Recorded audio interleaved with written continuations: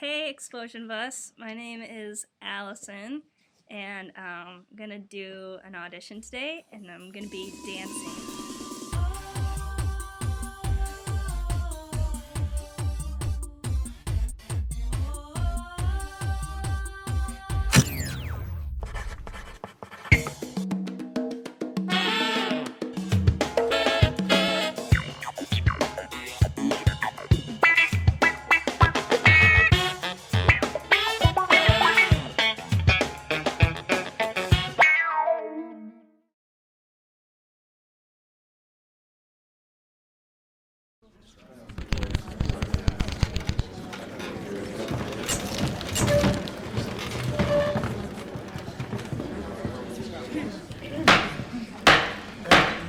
We now recall our witness, Mr. Jonathan Gold, founder of the Traveling Talent Explosion, or for the purposes of this hearing, acting head of the Explosion Bus.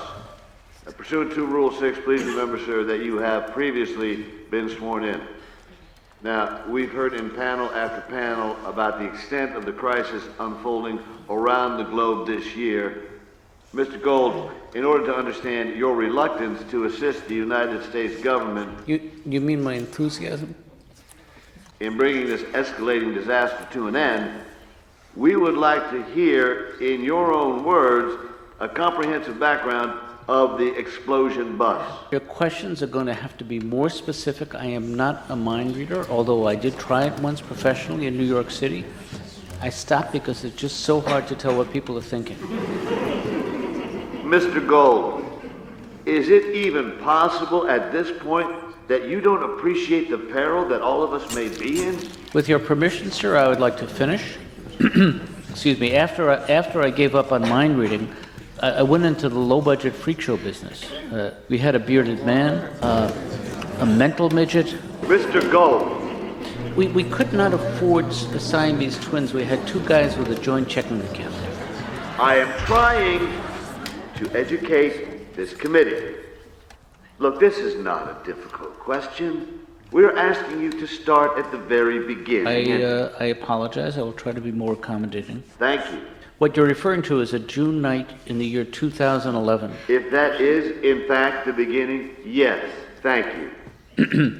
Every Friday night, Leo Huckstep and I would meet at my apartment, and it was a ritual.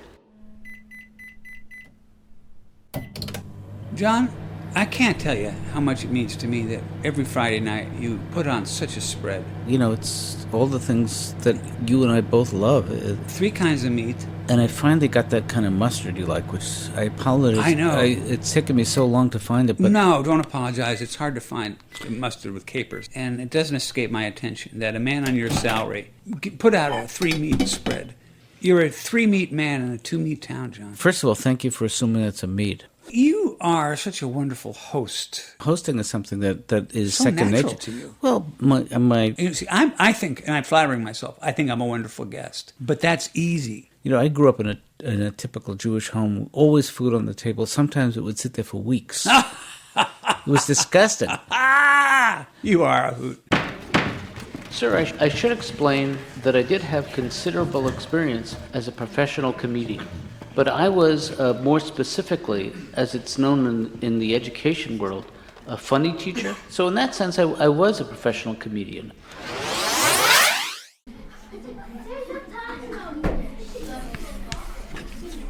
Have you heard of the No Child Left Behind policy? No one? Okay, there are 23 kids in the class. If every week one child gets left behind, at the end of 5 weeks, how many kids are left behind? No one? You didn't pay to get in here. Instead of saying, "Is that an island?" he said, "Staten Island?" Look, I don't need a courtesy laugh. I had my first Cheyenne dream last night. I hope is a dream where she won. Of course she won. I mean, what else could possibly happen to a kid with that much talent? She's on a roll, Leo. I mean, I just... Every week she's better. Do you take any credit for the success of Cheyenne? Because the facts are you coached her in 3 different productions. Mm-hmm. You really introduced her to the stage. But to answer your question, I do take a bit of pride. And you should. When she was in second grade, sometimes she'd walk by in character and I'd trip her just to see if she'd get up in character. Cruel? Fine. Say what you want. But the girl, it kept her focused. And also prepares her for the real world. Well, I don't think she'll ever be on the real world. I mean, that's not even a scripted show. We gave her so much. It was our job. Yeah. We didn't do it for recognition. No, we did it. We did it for her because we love and support talent. God, I hope it goes well for her. I've been having my fingers crossed so much, I look like, there she is. Oh, my God. Shh. And she looks fantastic. That's our baby. Next time on Explosion Bus, John and Leo get some unexpected news, and then find a bar to drown their sorrows.